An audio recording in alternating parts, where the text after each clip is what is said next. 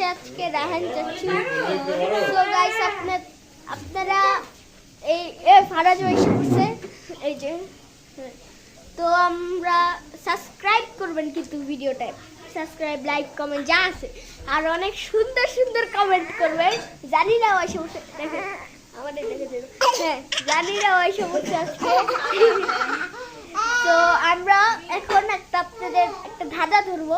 ধাঁধার উত্তর দিতে পারলে একটা চকলেট দিব। অনেকগুলো একটা মানে হ্যাঁ ধাঁধাটা হলো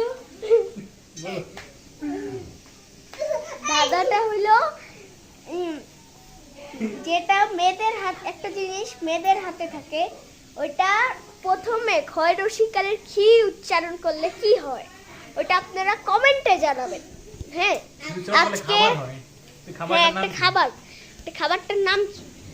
আজকে এই ভিডিওটা এতটুকুই থাকবে। টাটা।